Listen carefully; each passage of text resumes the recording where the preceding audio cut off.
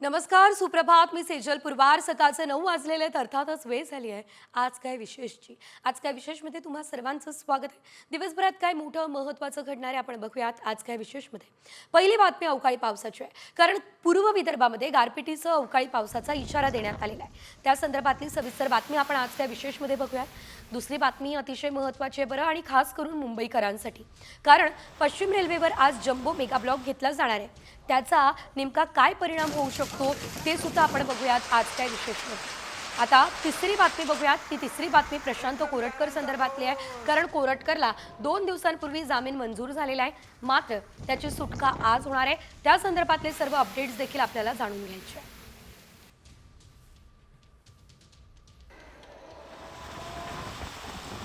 आणि आता आपण या तीनही बातमींचा सविस्तर आढावा घेऊयात. सुरुवातीला बातमी महत्त्वाची आहे, कारण पूर्व विदर्भाला पुढील 3 दिवस वादळी वारे आणि मेघगर्जनेसह पाऊस आणि गारपिटीचा इशारा आहे. रविवारी दक्षिण मध्य महाराष्ट्रात देखील पावसाची शक्यता आहे. हवामान विभागानं दिलेल्या माहितीनुसार बंगालच्या उपसागरातून बाष्पयुक्त वारे येत आहे, त्यामुळे पूर्व विदर्भाला अवकाळीचा इशारा देण्यात आलेला आहे.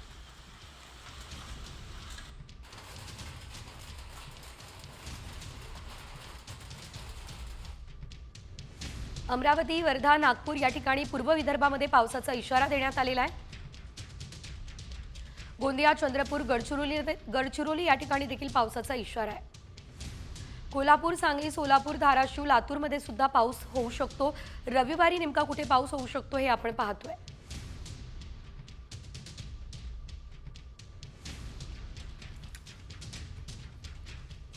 आता मुंबईकरांनो, ही बातमी लक्ष देऊन बघा, कारण आज आणि उद्या रात्री उशिरा बाहेर पडणार असाल तर तुम्ही लोकलचं वेळापत्रक बघणं अनिवार्य आहे. कारण पश्चिम रेल्वेवरती पुन्हा एकदा रात्रकालीन जम्बो मेगा ब्लॉक घेतला जाणार आहे. माहीम ते वांद्रे या स्टेशन दरम्यान पुलाचा गर्डर टाकण्यासाठी जम्बो मेगा ब्लॉक घेतला जाणार आहे.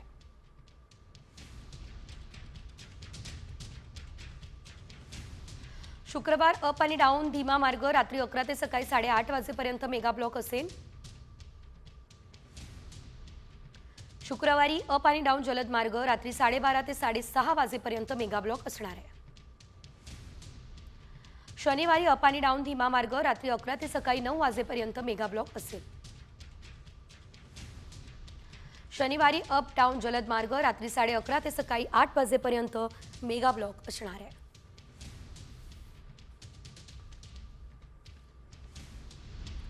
यानंतर घेऊयात बातम्यांचा वेगवान आढावा. मुंबईमध्ये रेल्वे प्रवाशांच्या सेवेसाठी बेस्टने धाव घेतली आहे. पश्चिम रेल्वेवर आज आणि उद्या जम्बो मेगा ब्लॉक घेतला जाणार असल्याची माहिती सध्या तरी मिळते आहे. यामध्ये आपण जर बघितलं तर या कालावधीमध्ये विशेष बस सोडली जाईल. बेस्टने शुक्रवारी रात्री 10:30 ते शनिवारी सकाळी 6:30 पर्यंत आणि शनिवारी रात्री 10:30 ते रविवारी सकाळी 6:30 पर्यंत विशेष जादा बस चालवण्याचा निर्णय घेतला आहे.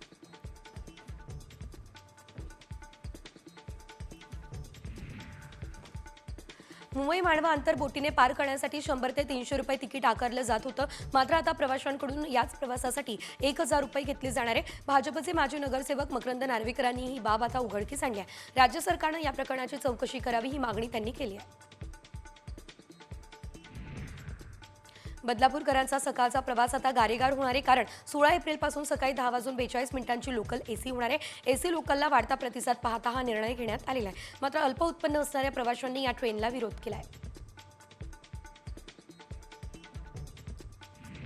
भायखळ्याच्या वीरमाता जिजाबाई भोसले प्राणी संग्रहालयामध्ये 10 नवीन हरिण, सांबर आणि काळवीट दाखल झाले. हे नवीन पाहुणे लवकरच प्राणी संग्रहालयातील पर्यटकांना पाहण्यासाठी उपलब्ध होतील.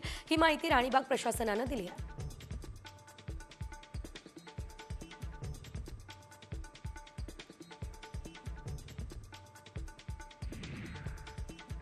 मुंबईमध्ये गोराई परिसरातील पक्षी उद्यान पुन्हा खुलं करण्यात आलं. या उद्यानामध्ये सुमारे 70 विदेशी प्रजातींच्या पक्ष्यांचं दर्शन मुंबईकर आणि देश-विदेशातील पर्यटकांना मिळणार आहे. उद्यानाचा पर्यावरणपूरक आवार आणि विविध पक्षी प्रजातींमुळे हे पक्षी उद्यान अभ्यासकांसाठीही महत्त्वाचं आहे.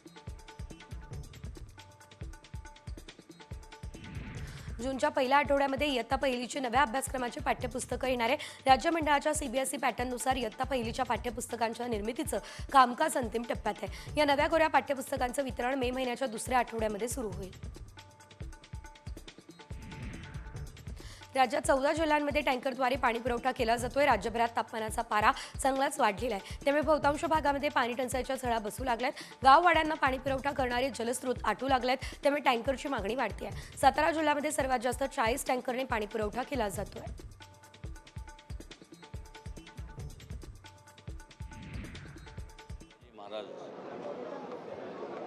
दिल्लीत व्हावं आणि अरबी मुंबईत देखील या अरबी समुद्रात आदरणीय मोदीजींच्या हस्ते आणि आम्ही सुद्धा त्यावेळेस उपस्थित होतो। या अरबी समुद्रात ते स्मारक व्हावं किंवा त्याचं भूमिपूजन झालं, कदाचित काय एन्व्हायरमेंटचे हे असेल किंवा इकॉलॉजी असेल, त्याच्यामुळे तिथं जरी करता येत नसेल तर गव्हर्नर हाऊसची जी जागा आहे ती जवळपास 48 एकर आहे। किती? 48। आणि त्या जागेत व्हावं। एखाद्या राज्यपालाला ह्याला जागा लागते तरी किती? 48 एकर म्हणजे काय थोडी जागा नाही आहे, आणि अरबी समुद्राला लागूनच आहे। त्या ठिकाणी व्हावं ह्याची सुद्धा संदर्भात मी या दोघांशी, अमित शहाजींशी आणि देवेंद्रजींशी बोललो। त्याची सुद्धा पुण्यातल्या फुलेवाड्यामध्ये छत्रपती उदयनराजे भोसले हे माध्यमांसोबत संवाद साधत होते। पुढे वळूयात इतर बातम्यांकडे। डोंबिवली पूर्वमध्ये जुना आयरे रोड या ठिकाणी रस्त्याचं काँक्रिटीकरणाचं काम सुरू आहे। या रस्त्याच्या कामाच्या खोदकामादरम्यान केडीएमसी पाण्याची पाईपलाईन फुटली आहे। तब्बल 2 तास पाण्याचे फवारे उडत आहेत आणि त्यामुळे लाखो लिटर पाण्याची नासाडी झाली आहे। केडीएमसी अधिकाऱ्यांना माहिती देताच या पाईपलाईनवरील पाणी पुरवठा सुद्धा बंद करण्यात आलेला आहे। जुन्नर तालुक्यातल्या आदिवासी बहुल मांडवे गावावरती पाण्याचं भीषण संकट आहे। मात्र असं असताना ऐन उन्हाळ्यामध्ये गावातील एकमेव जलस्रोत असणाऱ्या शिवकालीन टाकीमध्ये अज्ञात व्यक्तीने विषारी कीटकनाशक टाकलं, त्यामुळे संपूर्ण गावामध्ये खळबळ उडाली। संपूर्ण गाव पाण्यामुळे आता अडचणीत सापडले आहे।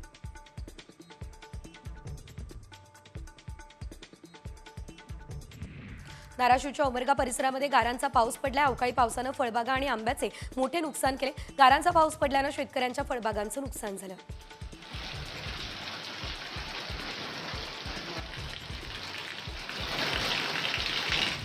नांदेडमध्ये एकंदरीत वादळी वारा आणि पावसानं अक्षरशः झोडपून काढलेला आहे। अर्धापूर तालुक्यात पाऊस आणि गारपिटीमुळे पपईच्या बागा उद्ध्वस्त झालेल्या आहेत। शेतकऱ्याला अश्रू अनावर झाले आणि पावसामुळे शेतकऱ्यांचं मोठ्या प्रमाणात नुकसान झालं।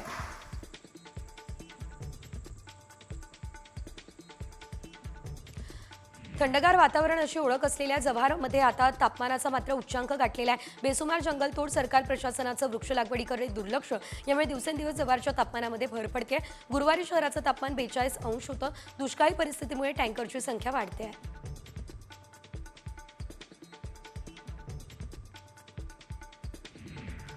सव्वीस 11 मुंबई हल्ल्याचा मास्टरमाइंड तहव्वूर राणा याला 18 दिवसांची एनआयए कोठडी सुनावण्यात आली। काल रात्री उशिरा त्याला कडेकोट बंदोबस्तामध्ये पटियाला कोर्टात हजर करण्यात आलं।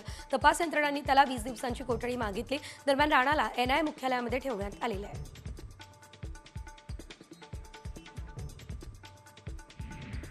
जिल्हा सरकारी रुग्णालयामध्ये मंगळवारी शिर्डीमधील 4 भिक्षुकांचा मृत्यू झाला, तर त्याच दिवशी जिल्हा रुग्णालयामध्ये 3 भिक्षुक पळून गेले। दरम्यान तब्बल 24 तासांनंतर भिक्षुकरू पळून गेल्याची तक्रार दाखल झाली।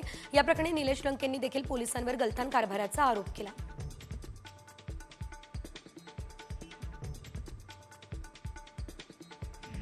झोपडपट्टी पुनर्वसन कार्यालयामध्ये भटक्या कुत्र्यांचा सुळसुळाट दिसतोय, त्यामुळे कार्यालयामध्ये येणाऱ्या नागरिकांना त्यांच्याकडून चावा होण्याची भीती आहे। तर त्याची दखल घेत एसआरए प्रशासनानं कुत्र्यांचा बंदोबस्त करण्यासाठी पालिकेच्या श्वान पथकाला पाचारण केलंय।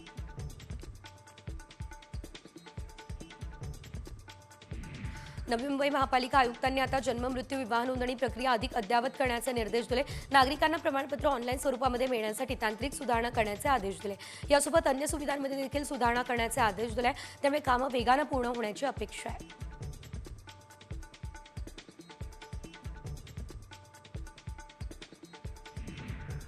मुंबई कृषी उत्पन्न बाजार समितीच्या उत्पन्न वाढीसाठी कडक पावलं उचलली जात आहे। कर वसुलीसाठी गेल्या 10 दिवसांमध्ये धडक कारवाई करण्यात आली आहे। कर चुकव्या व्यापाऱ्यांच्या गाड्या पकडण्यात येत आहे। गेल्या 10 दिवसांमध्ये 11 लाखांचा दंडही वसूल करण्यात आलेला आहे। रेल्वे स्थानकाबाहेर पार्किंगच्या जागेत भंगार वाहनांची संख्या वाढली। नो पार्किंगचे फलक असूनही बेधडकपणे वाहनं पार्क केली जाते, त्यामुळे वाहतूक पोलिसांची डोकेदुखी वाढली आहे। यासोबत जुन्या आणि मोडकळीस आलेल्या वाहनांचा देखील खच पडलाय। याचा फायदा मद्यपी आणि गर्दुल्ले घेताना दिसत आहे।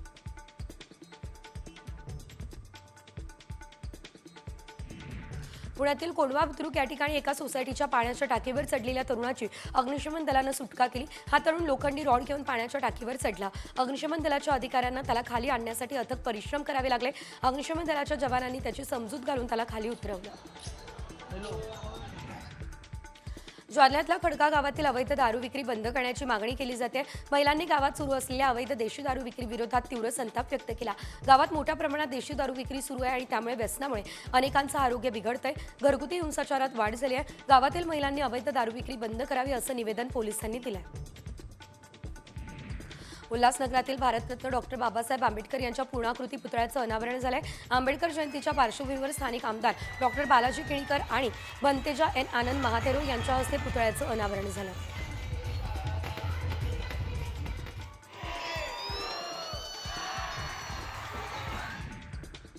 आज महात्मा ज्योतिबा फुले यांची जयंती आहे आणि यानिमित्त पुण्यातील फुलेवाड्याच्या बाहेर भव्य एकता मिसळ कार्यक्रमाचं आयोजन करण्यात आले.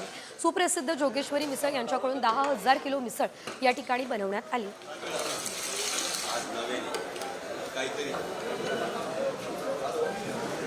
तर या कार्यक्रमाचा आढावा आमचे प्रतिनिधी अक्षय बडवेंनी घेतला. पाहूया. महात्मा ज्योतिबा फुले यांच्या जयंतीनिमित्त आज फुलेवाड्यात सकाळपासूनच मोठी गर्दी पाहायला मिळते आणि याच निमित्ताने या ठिकाणी मिसळीचं आयोजन जे आहे ते देखील करण्यात येते. तब्बल 10,000 किलोंची मिसळ सगळ्या या ठिकाणी जे अभिवादन करण्यासाठी येत आहेत त्यांना विनामूल्य आज सकाळ 7 वाजल्यापासूनच या ठिकाणी त्याचा आस्वाद घेताना आपल्याला पाहायला मिळतं. या ठिकाणी आपण जर बघितलं तर तब्बल 10,000 किलो मिसळसाठी जी लागणारी तर्री असेल किंवा इतर सामग्री असेल ती देखील आपल्याला या ठिकाणी पाहायला मिळते आणि सकाळी 7 वाजल्यापासूनच मिसळ खाण्याचा आनंद जो आहे तो अनुयायींकडनं या ठिकाणी घेण्यात येतोय. रात्री 1 वाजता मिसळ खायला सुरुवात झाली. रात्री 1 वाजल्यापासून आता आपण बघतोय अजूनही मिसळ आता खूप मोठ्या प्रमाणात तयार होतीये. 10,000 किलो मटेरियलची मिसळ म्हणजे अंदाजे 1 ते 1.5 लाख लोकांपर्यंत ही मिसळ पोहोचेल. मिसळीचा आस्वाद घेण्यासाठी आज सकाळपासूनच या ठिकाणी गर्दी पाहायला मिळते. कॅमेरामन सुमित भोसलेसह अक्षय बडवे, साम टीव्ही न्यूज, पुणे. यानंतर आता पुढे घेऊयात बातम्यांचा वेगवान आढावा. दिल्लीने आरसीबी कडून आता विजय हिसकावलेला आहे. दिल्ली कॅपिटल्सने सलग 4था विजय मिळवलेला आहे तर के.एल. राहुल या विजयाचा हिरो ठरलेला आहे.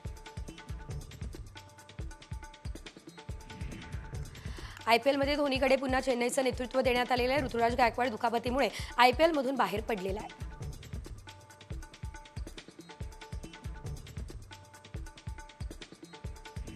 तुळजापूर ड्रग्ज प्रकरणातील मुख्य सूत्रधार संगीत गोळेला मुंबईमधून अटक झाली आहे. तपासात संगीता गोळेची संपत्ती देखील पाहून पोलीस चक्रावले.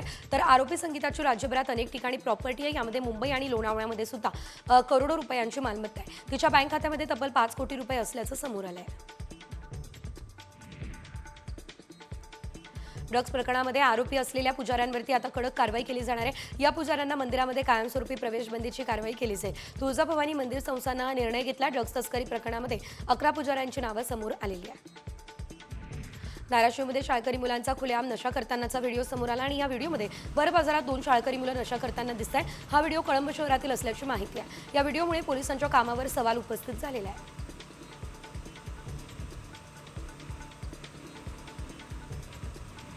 लातूरमध्ये एमडी ड्रग्जचं कनेक्शन उघड झालेलं आहे. लातूरच्या चाकूर तालुक्यातील रोहिणा गावामध्ये एमडी ड्रग्ज बनवणारी फॅक्टरी उद्ध्वस्त झालेली आहे. केंद्रीय महसूल गुप्तचर यंत्रणेच्या DRI अधिकाऱ्यांनी छापा टाकत ही कारवाई केलेली आहे. या प्रकरणी 7 जणांना अटक केली आहे. 14 दिवसांची पोलीस कोठडी सुद्धा सुनावण्यात आलेली आहे. मुंबईमधून अमरावतीमध्ये ड्रग्जची तस्करी करणाऱ्या 3घांना अमरावती पोलिसांनी अटक केली. त्यांच्याकडून 30 ग्रॅम एमडी ड्रग्जसह आता 3 मोबाईल, 8 लाखांचा मुद्देमाल जप्त झाला. अटक करण्यात आलेले 3ही आरोपी बडनेरा शहरातील आहेत. एसटी कर्मचाऱ्यांना अर्धाच पगार मिळणार आहे असं असल्यानं तीव्र संताप व्यक्त होतोय. सोलापूरमधल्या एका महिला एसटी कर्मचाऱ्याला तर अश्रू अनावर झालाय. लाडक्या बहिणींना पैसे देता मात्र आमचा पगार कापता अशी संतप्त भावना एसटी कर्मचाऱ्यांनी बोलून दाखवली आहे. अकोल्यातल्या मध्यवर्ती बस स्थानकावर एसटी कामगार संघटनेने निदर्शनं केली. 56% पगार दिल्यानं सरकारच्या विरोधात जोरदार निदर्शनं करण्यात आली आणि संतापही व्यक्त करण्यात आलेला आहे. अखिल भारतीय मराठी साहित्य महामंडळाच्या अध्यक्षपदी प्राध्यापक मिलिंद जोशी यांची निवड झालेली आहे. प्राध्यापक मिलिंद जोशी हे प्रसिद्ध लेखक आणि वक्ते आहेत. तर सुनीता राजे पवार महामंडळाच्या प्रमुख कार्यवाही पदाची जबाबदारी सांभाळतील.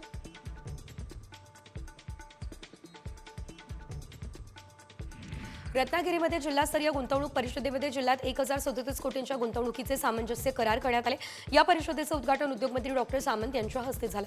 पर्यावरणपूरक उद्योग प्रकल्प आणि पर्यटन प्रकल्पासाठी महिलांनी आता पुढे यायला हवं असं आवाहन सामंत यांनी केलं।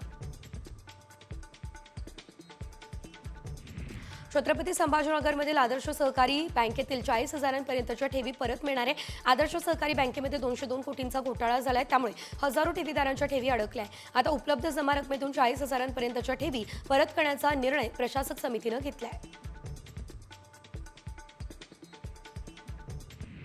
रत्नागिरीच्या मांडवी किनाऱ्याजवळ अवघ्या 5 रुपयांमध्ये पर्यटकांना चेंजिंग रूम उपलब्ध होणार आहे, कारण ई टॉयलेटची सुविधा देण्यात आलेली आहे। ई आणि चेंजिंग रूमचे 13 युनिट असणारे अत्याधुनिक सेवा सुविधांमुळे पर्यटकांकडून समाधान व्यक्त होत आहे।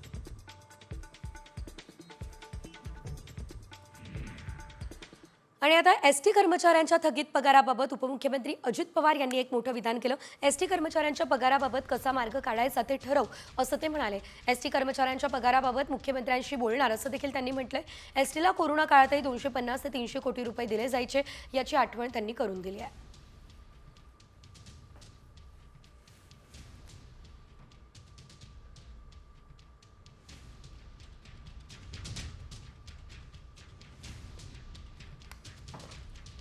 पण करोनाच्या काळामध्ये ज्यावेळेस त्यांचे प्रवासी येत नव्हते, तेव्हा दर महिन्याला साधारण 250 ते 300 कोटी रुपये आम्ही सरकारमधनं बजेटमधनं द्यायचो आणि ते चालवत होतो। त्या संदर्भामध्ये जरूर परिवहन विभागाच्या सहकाऱ्यांशी पण बोलील, प्रतापराव सरनाईक साहेबांशी पण बोलील आणि कसा मार्ग काढायचा ते सीएम साहेब आणि आम्ही एकनाथरावजी वगैरे बसून ठरवू। पुढे घेऊयात राज्यभरातल्या बातम्यांचा धावता आढावा। बीडमध्ये आणखी 2 पोलीस कर्मचाऱ्यांना निलंबित करण्यात आलेले आहे। पोलीस अधीक्षक नवनीत कावत यांनी ही कार्यवाही केलेली आहे। पोलीस हवालदार रामदास गिरी आणि चालक बळीराम भाग्यवंत यांना निलंबित झालेले आहे। परवानगी न घेता गुजरातला जाणं या दोघांना महागात पडले। बदलापूरकरांची लवकरच दुर्गंधीमधून सुटका होणार आहे, कारण बदलापूर नगरपालिकेने चिकन आणि याशिवाय माशांच्या वेस्टेजपासून कंपोस्ट खताची निर्मिती करणारा प्रकल्प उभारलेला आहे। जे चिकन व्यावसायिक वेस्टेज जमा करण्यासाठी पालिकेला सहकार्य करणार नाही, त्यांच्यावर कारवाई केली जाणार आहे। हा इशारा पालिका मुख्याधिकाऱ्यांनी दिलेला आहे। नाशिक पालिकेचे 550 उद्यान दिवसभर खुले राहतील। उष्माघात टाळण्यासाठी पालिकेने हा निर्णय घेतला असल्याचं देखील आपल्याला बघायला मिळालेलं आहे। याशिवाय आपण जर बघितलं तर उन्हामुळे नागरिकांना दिलासा मिळावा यासाठी नाशिक पालिकेतून निर्णय घेण्यात आलाय। या निर्णयाचं नागरिकांनी स्वागत केलंय। अनेक उद्यानांमध्ये दुपारच्या वेळेला नागरिकांची गर्दी दिसते।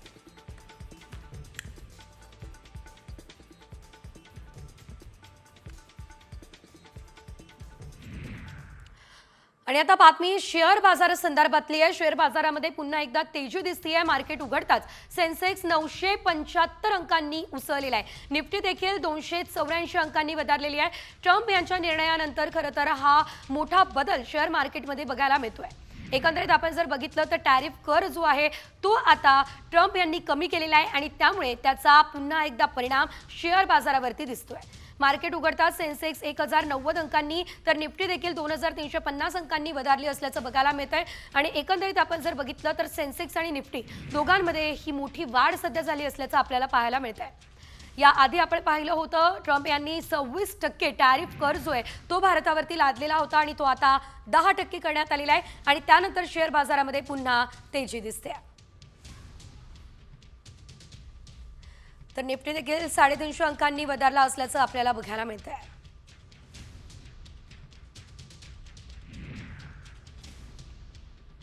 पुढे घेऊयात बातम्यांचा वेगवान आढावा। उपमुख्यमंत्री एकनाथ शिंदे यांच्या हस्ते सांगोल्यामध्ये आंबेडकर स्मारकांचं अनावरण करण्यात आलं।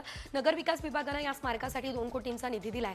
माजी आमदार शहाजीबापू पाटील यांनी यासाठी पुढाकार घेतलेला होता।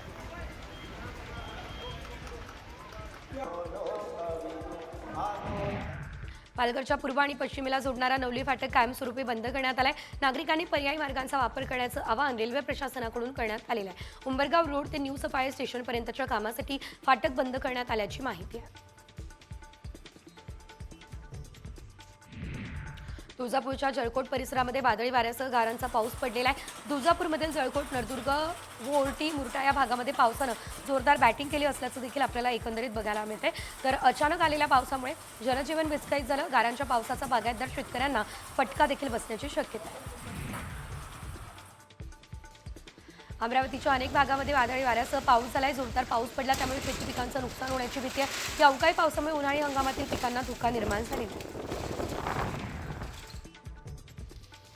नाशिकच्या बागलाणमध्ये शॉर्ट सर्किटने आंब्याच्या बागेचं नुकसान केलंय. आगीने ठिणग्या बांधावरील वाळलेला पाला पाचोळ्यावरती पडला आणि त्यामुळे पेट घेतलेला आहे. तर आग आंब्याच्या बागेत पसरली आहे. झाडांसह फळांचंही मोठं नुकसान झालंय.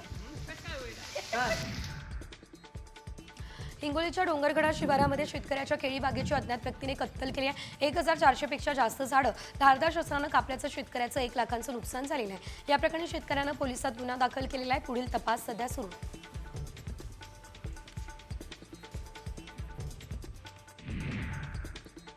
यासोबत बुलेटिनमध्ये अगदी छोटासा ब्रेक. आम्ही लगेचच परततोय.